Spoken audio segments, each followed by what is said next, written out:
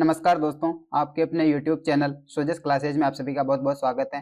दोस्तों, अपने अपने सीरीज चला रखी थी बाल विकास एवं शिक्षा शास्त्र यानी कि साइकोलॉजी से संबंधित रीड प्री एंड मेंस के लिए अपन ने जो सीरीज चलाई थी उसका ये दूसरा वीडियो है यानी कि सेकंड प्रैक्टिस सेट है। दोस्तों, एक प्रैक्टिस सेट चैनल पर अपलोड कर दिया है, आपने वो नहीं देखा तो आप उसे जरूर देखिएगा। और दोस्तों, जितने भी प्रैक्टिस सेट आने वाले हैं सभी प्रैक्टिस सेट को आप अच्छे से देखना।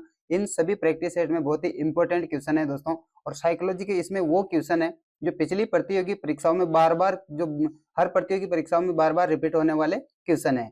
चलिएगा दोस्तों, बिना किसी देरी के इस वीडियो की शुरुआत करते हैं और आज अपन साइकोलॉजी से संबंधित सेकंड प्रैक्टिस सेट देखते हैं। जो दोस्तों रीड प्री और मेंस यानी कि अध्यापक लेवल की जो भी प्रतियोगी परीक्षाएं होती हैं जिनमें साइकोलॉजी से संबंधित यानी कि बाल विकास और शिक्षा शास्त्र से संबंधित ट्यूशन पूछे जाते हैं, उन सभी के लिए ये समान रूप से उपयोगी हैं। चलिएगा दोस्तों, इस वीडियो की शुरुआत करते हैं। पहला क्वेश्चन देखते हैं। एक 9 वर्ष के बालक की नैतिक तर्कणा आधारित होती हैं। ऑप्शन है, ऑप्शन ए, किसी कार्य के भौतिक परिणाम उसकी अच्छाई या बुराई को निर्धारित करते हैं। ऑप्शन बी है, कोई कार्य सही होगा इस बात पर निर्भर करता है कि उस व्यक्ति की अपनी आवश्यकता पूर्ति होती है। ऑप्शन सी है, नियमों का पालन करने के बदले में कुछ लाभ मिलना चाहिए। और ऑप्शन डी है, सही कार्य वह है जो उस व्यक्ति के द्वारा किया जाए जो अन्य व्यक्तियों को अपने व्यवहार से प्रभावित करता है। तो ऑप्शन को आप ध्यान से पढ़िएगा और आंसर बताइएगा। एक 9 वर्ष के बालक की नैतिक तर्कणा आधारित होती है यानी कि उसके नैतिक विचार जो है वो किस पर आधारित होते हैं। तो इसका सही और सटीक आंसर हो जाएगा ऑप्शन ए, किसी कार्य के भौतिक परिणाम उसकी अच्छाई या बुराई को निर्धारित करते हैं। ये इसका सही आंसर होगा। आगे बढ़ते हैं। निम्न में से कौन सा उदाहरण अभिप्रेरणा का परिणाम नहीं है। ऑप्शन है, कृष्णा ने नृत्य का समय 1 घंटे से बढ़ाकर 2 घंटे कर दिया। जॉन स्टुअर्ट मिल ने 12 वर्ष की उम्र में दर्शन का अध्ययन आरंभ कर दिया था। और ऑप्शन सी है, जगन ने श्वास लेने की प्रक्रिया में रुचि दिखानी आरंभ कर दी है। और ऑप्शन डी है, राम ने तेजी से आधुनिक एवं प्राचीन ऐतिहासिक प्रवृत्तियों में सह संबंध स्थापित करने में प्रगति की है। तो इसमें से अपन को बताना है कि अभिप्रेरणा का परिणाम नहीं है यानी कि कौन सा कार्य है, ऑप्शन के अकॉर्डिंग कौन सा कार्य ऐसा है जो अभिप्रेरणा का परिणाम नहीं है। तो इसका आंसर हो जाएगा दोस्तों option b, John Stuart Mill ने 12 वर्ष की उम्र में दर्शन का अध्ययन करना आरंभ कर दिया था। ये अभिप्रेरणा का परिणाम नहीं है। और ये क्वेश्चन दोस्तों 3-4 बार रिपीट हो चुका क्वेश्चन है ये। आगे बढ़ते हैं। क्वेश्चन नंबर 3 है, निम्न में से क्या एक प्रभावी प्रशंसा के रूप में अध्यापक के लिए कार्य करेगा। ऑप्शन है इसके, विद्यार्थियों के अवधान को उनके कार्य संबंधी व्यवहार पर केंद्रित करता है। ऑप्शन बी है, विद्यार्थियों के वर्तमान कार्य निष्पादन को उनके समूह के अन्य साथियों के संदर्भ में वर्णित करता है। और ऑप्शन सी है, विद्यार्थियों को उनकी योग्यताओं अथवा कार्य निष्पादन के महत्व की सूचना देता है। और ऑप्शन डी है, जब विद्यार्थी अपने व्यवहार को नियंत्रित नहीं कर पाते तो उन्हें सकारात्मक व्यवहारात्मक समर्थन प्रदान करता है। सही आंसर क्या होगा दोस्तों, निम्न में से क्या एक प्रभावी प्रशंसा के रूप में अध्यापक के लिए कार्य करेगा। यानी कि कौन सा कार्य है जो एक अध्यापक किसी छात्र की प्रशंसा करे और वो प्रशंसा उसके ऊपर मतलब अप्लाई हो जाए, वो प्रशंसा उस पर कार्य करने लग जाए। तो इसका सही और सटीक आंसर हो जाएगा ऑप्शन सी, विद्यार्थियों को उनकी योग्यताओं अथवा कार्य निष्पादन के महत्व की सूचना देता है। ये इसका राइट आंसर हो जाएगा। क्योंकि अब इस सीरीज में मैं आपको डायरेक्ट आंसर बता रहा हूँ क्योंकि ज्यादा डिटेल वाली सीरीज नहीं है ये। इसमें केवल मैं आपको जो विगत प्रतियोगी परीक्षाओं में पूछे हुए क्वेश्चन है वही क्वेश्चन मैं आपके सामने लेकर आ रहा हूँ। जैसे सी टेट या फिर पिछले जो भी रीट के पेपर हुए उनमें जो पूछे हुए क्वेश्चन है, और आगे भी दोस्तों जो आगे के लिए भी इंपॉर्टेंट क्वेश्चन है वो भी इसमें इंक्लूड किए हुए हैं। आगे बढ़ते हैं। क्वेश्चन नंबर 4 है, निम्न में से कौन सा उदाहरण अधिगम को प्रदर्शित करता है। हाथ जोड़कर अध्यापक का अभिवादन करना, स्वादिष्ट भोजन देकर मुंह में लार का आना, चढ़ना भागना एवं फेंकना 3 से 5 वर्ष की अवस्था में, और इनमें से सभी। इसका सही आंसर हो जाएगा दोस्तों ऑप्शन ए, हाथ जोड़कर अध्यापक का अभिवादन करना ये दोस्तों क्या है, अधिगम को प्रदर्शित करता है, यानी कि उसने कुछ सीखा है, इसलिए वो अध्यापक का हाथ जोड़कर अभिवादन कर रहा है। आगे बढ़ते हैं। निम्न में से कौन सा चिंतन की प्रक्रिया में सबसे कम महत्वपूर्ण है? चित्तर, प्रतीक एवं चिन्ह, मांसपेशीय क्रियाएं और भाषा। चिंतन की प्रक्रिया में सबसे कम महत्वपूर्ण कौन सा है ऑप्शन के अकॉर्डिंग? इसका आंसर हो जाएगा ऑप्शन सी, मांसपेशीय क्रियाएं। यानी कि किसी की मांसपेशीय क्रियाएं चिंतन में बाधक नहीं बन सकती हैं, यानी कि ये सबसे महत्वपूर्ण कारक हैं। आगे बढ़ते हैं। अंतर व्यक्तिक बुद्धि को प्रदर्शित करने वाला व्यवहार है। ऑप्शन है दूसरों के अंतर मन की इच्छाओं एवं मंशा का पता लगाना। ऑप्शन बी है दूसरों के मूड को भांप जाना। ऑप्शन सी है मिलते जुलते संवेगों यथा उदासी एवं पछतावा में भेद कर पाना। और ऑप्शन डी है दूसरों के विचारों एवं व्यवहारों को प्रभावित करने के लिए उनसे संबंधित जानकारी का उपयोग करना।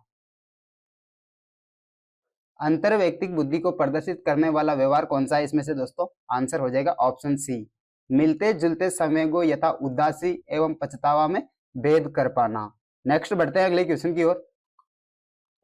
क्वेश्चन नंबर 7 है, निम्न में से कौन सी व्यूह रचना अभिप्रेत लैंगिक अंतरों को मद्देनजर रखते हुए लैंगिक समता की भावना के विपरीत है? ऑप्शन है इसके विद्यार्थियों को बताए कि रूढ़िबद्ध विषयों में सफलता हासिल कर सकते हैं। ऑप्शन बी है प्रारंभिक विद्यालय वर्षों में लड़के एवं लड़कियों में शारीरिक एवं गामक कौशलों के विकास की संभाव्य क्षमता समान होती है। ऑप्शन सी है लड़कों को समस्याओं के समाधान और विश्व पर नियंत्रण रखने के लिए उनकी योग्यता पर उनको आत्मविश्वास विकसित करने के लिए सहयोग प्रदान करना। और ऑप्शन डी है लड़के एवं लड़कियों दोनों को कम आक्रामक एवं एक दूसरे के साथ अंतःक्रिया करने के सम्मत सामाजिक तरीकों को सिखाया जाए। क्वेश्चन है अपना, निम्न में से कौन सी व्यूह रचना अभिप्रेत लैंगिक अंतरों को मद्देनजर रखते हुए लैंगिक समता की भावना के विपरीत है? तो इसका आंसर हो जाएगा ऑप्शन सी, लड़कों को समस्याओं के समाधान और विश्व पर नियंत्रण रखने के लिए उनकी योग्यता पर उनको आत्मविश्वास विकसित करने के लिए सहयोग करना। यानी कि कहने का मतलब ये है कि लड़कों को ही नहीं करना चाहिए ऐसा, लड़कों और लड़कियों दोनों को अगर करते हैं तो वो लैंगिक समानता की भावना है, वरना तो नहीं है। अब इसमें ऑप्शन में कह रहा है कि लड़कों को, केवल लड़कों की बात की जा रही है, तो फिर लड़कों की बात की जा रही है तो फिर लड़कियां कहाँ जाएगी, इसलिए ये लैंगिक समानता की भावना नहीं है। आगे बढ़ते हैं। एक अध्यापक किसी भी समूह में समुदाय आधारित व्यक्तिगत विभिन्नताओं को समझ सकता है। ऑप्शन है आंखों के संपर्क के आधार पर, बुद्धि के आधार पर, भाषा एवं अभिव्यक्ति के आधार पर, गृह कार्य के आधार पर। इसका राइट आंसर हो जाएगा ऑप्शन सी, भाषा एवं अभिव्यक्ति के आधार पर। एक अध्यापक किसी भी समूह में समुदाय आधारित व्यक्तिगत विभिन्नताओं को समझ सकता है भाषा एवं अभिव्यक्ति के आधार पर। क्वेश्चन का मतलब आप समझना, इनकी कोई भी एक समुदाय है, यानी कि बहुत सारे समुदाय एक जगह इकट्ठा है, उसमें से किसी एक स्पेसिफिक समुदाय की पहचान करनी है तो किस आधार पर की जाएगी? भाषा और अभिव्यक्ति के आधार पर। आगे बढ़ते हैं। सृजनशीलता के पोषण हेतु एक अध्यापक को अपने विद्यार्थियों को रखना चाहिए कार्य केंद्रित, लक्ष्य केंद्रित, कार्य केंद्रित एवं लक्ष्य केंद्रित और पुरस्कार प्रेरित। सृजनशीलता या फिर रचनात्मकता के पोषण हेतु एक अध्यापक को अपने विद्यार्थियों को रखना चाहिए, तो इसका राइट आंसर हो जाएगा ऑप्शन सी, कार्य केंद्रित और लक्ष्य केंद्रित। आगे बढ़ते हैं अगले क्वेश्चन की ओर। क्वेश्चन नंबर 10 है दोस्तों, निम्न में से कौन सी विशेषता सामाजिक रूप से वंचित वर्ग के विद्यार्थियों की नहीं है? ऑप्शन है बालकों की देखभाल के अनुभव उन्हें स्कूल के लिए प्रभावशाली ढंग से तैयार नहीं करते। ऑप्शन बी है नियमित स्वास्थ्य संबंधी देखभाल नहीं मिलती। ऑप्शन सी है व्यापक एवं विविध अनुभवों को प्राप्त करने का मौका नहीं मिलता। और ऑप्शन डी है विद्यालय में अच्छा करने के लिए अभिप्रेरित नहीं किया जाता। इनमें से कौन सी विशेषता है जो सामाजिक रूप से वंचित वर्ग के विद्यार्थियों की नहीं है? इसका आंसर हो जाएगा ऑप्शन बी, नियमित स्वास्थ्य संबंधित देखभाल नहीं मिलती। ये इसका राइट आंसर हो जाएगा। आगे बढ़ते हैं। क्रियात्मक अनुसंधान मौलिक अनुसंधान से भिन्न है क्योंकि यह, ऑप्शन है इसके, अध्यापकों, शैक्षिक प्रबंधकों एवं प्रशासकों द्वारा किया जाता है। ऑप्शन बी है शोधकर्ताओं द्वारा किया जाता है जिनका विद्यालय से कोई संबंध नहीं होता। ऑप्शन सी है यह परमापीकृत उपकरणों पर आधारित होता है। और ऑप्शन डी है यह न्यायदर्श पर आधारित होता है। क्रियात्मक अनुसंधान मौलिक अनुसंधान से किस प्रकार से भिन्न है यानी किस प्रकार से वो अलग है? इसका आंसर हो जाएगा ऑप्शन ए, अध्यापकों, शैक्षिक प्रबंधकों एवं प्रशासकों द्वारा किया जाता है। आगे बढ़ते हैं। क्रियात्मक अनुसंधान में ऑप्शन ए, क्रियात्मक उपकल्पनाओं का निर्माण समस्याओं के कारणों पर आधारित होता है। ऑप्शन बी है क्रियात्मक उपकल्पनाओं का निर्माण किसी तर्कयुक्त विवेक पर आधारित है। ऑप्शन सी है क्रियात्मक उपकल्पनाओं का निर्माण इस प्रकार किया जाता है ताकि उनका सांख्यिकीय सत्यापन किया जा सके। और ऑप्शन डी है क्रियात्मक उपकल्पनाओं का निर्माण नहीं किया जाता। तो इसमें से क्रियात्मक अनुसंधान में क्या होता है? तो इसका आंसर हो जाता है ऑप्शन ए, क्रियात्मक उपकल्पनाओं का निर्माण समस्याओं के कारणों पर आधारित होता है। आगे बढ़ते हैं। क्वेश्चन नंबर 13 है दोस्तों, राष्ट्रीय पाठ्यचर्या की रूपरेखा 2005 में बहुभाषा को एक संसाधन के रूप में समर्थन दिया गया है क्योंकि ऑप्शन है यह एक तरीका है जिसमें प्रत्येक बालक सुरक्षित महसूस करे। ऑप्शन बी है भाषागत पृष्ठभूमि के कारण कोई भी बालक पीछे न छूट जाए। ऑप्शन सी है यह बालकों को अपने पर विश्वास के लिए प्रोत्साहन देगा। और ऑप्शन डी है इनमें से सभी। राष्ट्रीय पाठ्यचर्या की रूपरेखा 2005 में बहुभाषा को एक संसाधन के रूप में समर्थन दिया गया है क्योंकि इसका आंसर हो जाएगा इनमें से सभी। आगे बढ़ते हैं। निम्न में से कौन सा तरीका विज्ञान विषय को समझने के लिए उच्च प्राथमिक स्तर पर उपयुक्त नहीं है? ऑप्शन है वस्तुओं का परीक्षण करना व अवलोकनों को रिकॉर्ड या फिर दर्ज करना। ऑप्शन बी है रेखा चित्र बनाना। ऑप्शन सी है वास्तविक अनुभव प्रदान करना। और ऑप्शन डी है अमूर्तता के द्वारा विषय को सिखाना। कौन सा तरीका है जो उच्च प्राथमिक स्तर यानी कि 8वीं तक विज्ञान विषय को समझाने का सही तरीका नहीं है? तो इसका आंसर हो जाएगा ऑप्शन डी, अमूर्तता के द्वारा विषय को सिखाना। नेक्स्ट बढ़ते हैं। निम्न में से कौन सा कथन बहुग्रेड शिक्षण प्रणाली के साथ सहमति नहीं रखता? ऑप्शन है एक अध्यापक एक समय में एक से अधिक कक्षाओं का प्रबंधन करता है। ऑप्शन बी है बैठने की लचीली व्यवस्था। ऑप्शन सी है विभिन्न कक्षाओं में एवं एक ही कक्षा में अंतःक्रिया। और ऑप्शन डी है विद्यार्थियों का आयु एवं योग्यता के आधार पर समान होना। इसका सही और सटीक आंसर हो जाएगा ऑप्शन डी, विद्यार्थियों का आयु एवं योग्यता के आधार पर समान होना। ये बहुग्रेड शिक्षण प्रणाली के साथ सहमति नहीं रखता है यानी कि उसमें ये मैच नहीं खाता है, उसके अकॉर्डिंग ये बात नहीं है। आगे बढ़ते हैं। संज्ञानात्मक विकास में वंशक्रम निर्धारण करता है। मस्तिष्क जैसी शारीरिक संरचना के मूलभूत स्वभाव को, शारीरिक संरचना के विकास को, सहज प्रतिवर्ती क्रियाओं के अस्तित्व को और इनमें से सभी। संज्ञानात्मक विकास में वंशक्रम निर्धारण करता है। इसका सही और सटीक आंसर हो जाएगा ऑप्शन ए, मस्तिष्क जैसी शारीरिक संरचना के मूलभूत स्वभाव को। नेक्स्ट बढ़ते हैं अगले क्वेश्चन की ओर। निम्न में से कौन सा कथन सही नहीं है? ऑप्शन ए है दोस्तों, जो अध्यापक यह विश्वास करता है कि विकास प्रकृति की वजह से होता है वह अनुभव प्रदान करने को महत्व नहीं देता। ऑप्शन बी है प्रारंभिक अनुभव महत्वपूर्ण होते हैं और अध्यापक का हस्तक्षेप भी महत्वपूर्ण होता है। ऑप्शन सी है प्रारंभिक जीवन की नकारात्मक घटनाओं के प्रभाव से कोई भी अध्यापक बचाव नहीं कर सकता। और ऑप्शन डी है व्यवहारात्मक परिवर्तन के संदर्भ में विकास वातावरणीय प्रभावों के फल स्वरूप होता है। इनमें से कौन सा कथन सही नहीं है दोस्तों? तो इसका आंसर हो जाएगा ऑप्शन सी, प्रारंभिक जीवन की नकारात्मक घटनाओं के प्रभाव से कोई भी अध्यापक बचाव नहीं कर सकता, क्योंकि अध्यापक ही अगर बचाव नहीं कर सकता तो फिर बालक का विकास कैसे होगा, इनके बालक अधिगम कैसे कर पाएगा। आगे बढ़ते हैं अगले क्वेश्चन की ओर। क्वेश्चन नंबर 18 है अपना, निम्न में से कौन सी विशेषता परिपक्वता को अधिगम से अलग करती हैं? यह एक स्वाभाविक प्रक्रिया है, यह अभ्यास पर निर्भर करती हैं, यह प्रेरकों पर निर्भर करती हैं, यह जीवन पर्यंत चलने वाली प्रक्रिया है। इनमें से कौन सी विशेषता है जो परिपक्वता को अधिगम से अलग करती हैं? इसका सही और सटीक आंसर हो जाएगा ऑप्शन है, यह एक स्वाभाविक प्रक्रिया है।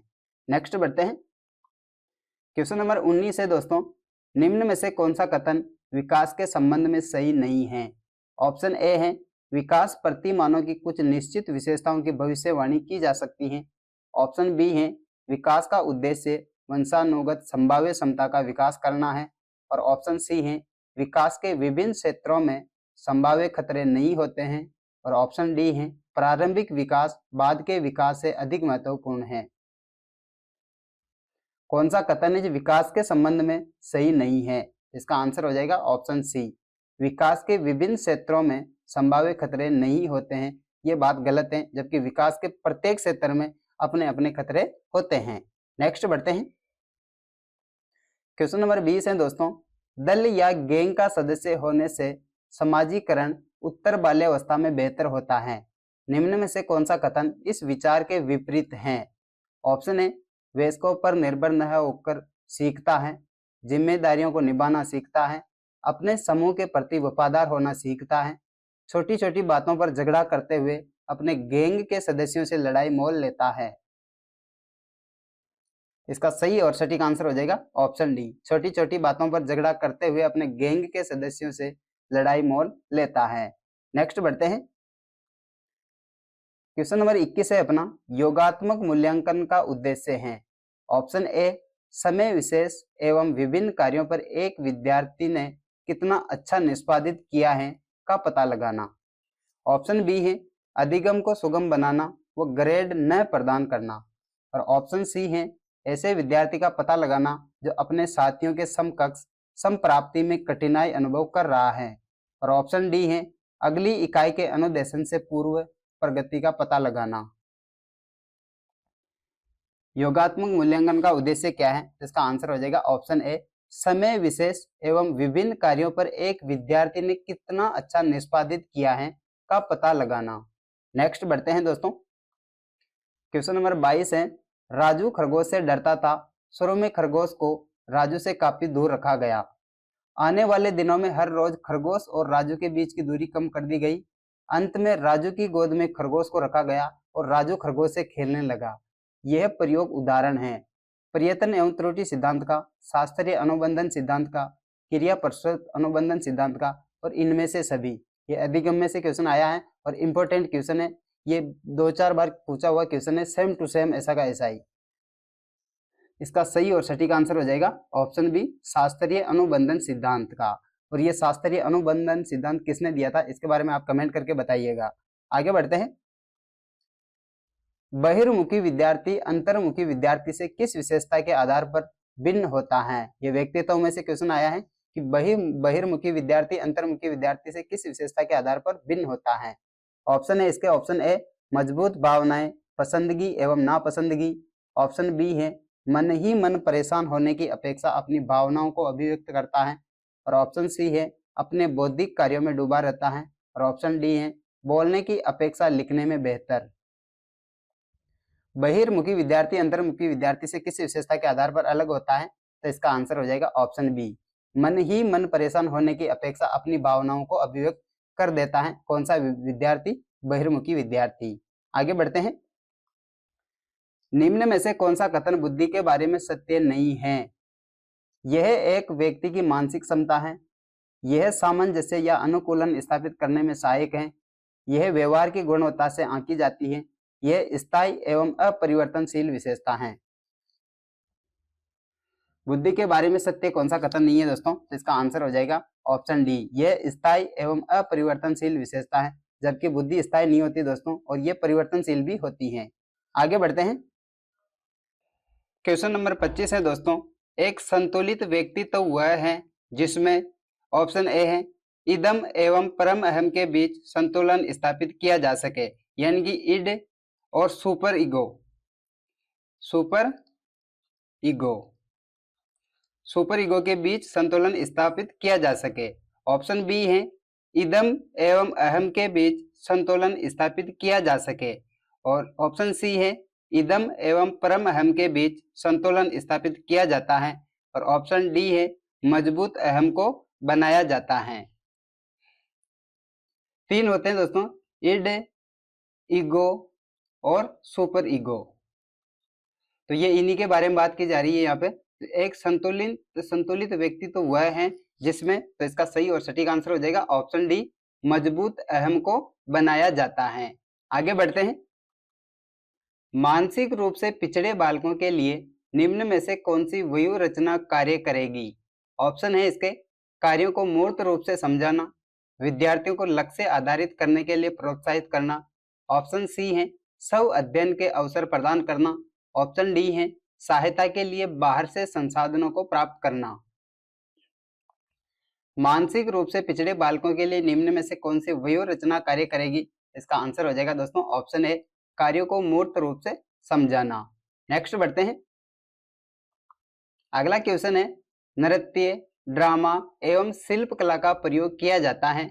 ऑप्शन है इसके, विशिष्ट गुणों के विकास हेतु, व्यक्तित्व को ढालने के लिए, दबी एवं बर्दाश्त न की जा सकने वाले अंतर्नोद के प्रकटीकरण हेतु, और इनमें से सभी। नृत्य, ड्रामा एवं शिल्प कला का प्रयोग क्यों किया जाता है? तो इसका आंसर हो जाएगा ऑप्शन डी, इनमें से सभी। यानी विशिष्ट गुणों के विकास हेतु, व्यक्तित्व को ढालने के लिए, और दबी एवं बर्दाश्त न की जा सकने वाले अंतर्नोद के प्रकटीकरण हेतु, इन सभी के लिए किसका प्रयोग किया जाता है? नृत्य, ड्रामा एवं शिल्प कला का। आगे बढ़ते हैं दोस्तों।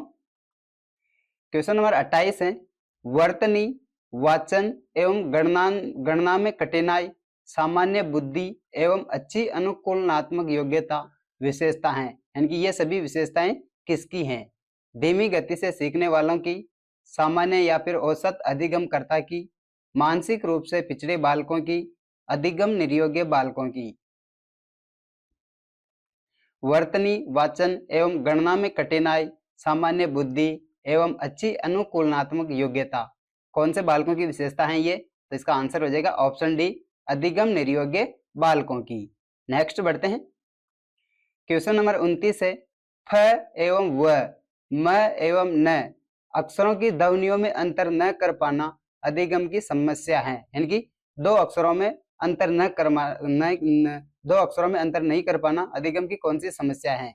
ऑप्शन है अवधान केंद्रण की, स्मृति की, प्रत्यक्षीकरण की, इनमें से सभी। इसका सही और सटीक आंसर हो जाएगा ऑप्शन सी, प्रत्यक्षीकरण की। नेक्स्ट बढ़ते हैं। बालकों का निःशुल्क एवं अनिवार्य शिक्षा का अधिकार 2009 के अंतर्गत किसी भी अध्यापक को निम्न में से किस कार्य के लिए नहीं लगाया जा सकता है? ऑप्शन है 10 वर्ष पश्चात होने वाली जनगणना में, आपदा राहत कार्य में, चुनाव संबंधी कार्य में, और प्लस पोलियो कार्यक्रम में। ये भी इंपॉर्टेंट क्वेश्चन है, पूछा हुआ क्वेश्चन है और एक से अधिक बार पूछा हुआ क्वेश्चन है। आरटीई 2009 के अंतर्गत एक अध्यापक को निम्न में से किस कार्य के लिए नहीं लगाया जा सकता? तो इसका आंसर हो जाएगा दोस्तों ऑप्शन डी, पल्स पोलियो कार्यक्रम में। पल्स पोलियो कार्यक्रम में अध्यापक को नहीं लगाया जा सकता है दोस्तों, और जनगणना में अध्यापक को लगाया जाता है, आपदा राहत कार्य में भी अध्यापक को लगाया जा सकता है, और चुनाव संबंधी कार्य में भी अध्यापक को लगाया जाता है। इसी के साथ दोस्तों आज का अपना ये वीडियो यहीं पे कंप्लीट होता है और अपना ये सेकंड प्रैक्टिस सेट भी कंप्लीट हो जाता है। सभी क्वेश्चन दोस्तों वेरी वेरी इंपॉर्टेंट क्वेश्चन है।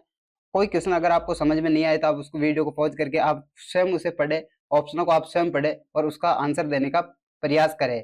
मिलते हैं दोस्तों नेक्स्ट वीडियो में, तब तक के लिए जय हिंद, जय भारत। और पीडीएफ लेने के लिए आप टेलीग्राम चैनल से जुड़ जाना, जिसका लिंक आपको इस वीडियो के डिस्क्रिप्शन में मिल जाएगा। मिलते हैं नेक्स्ट वीडियो में, तब तक के लिए जय हिंद दोस्तों।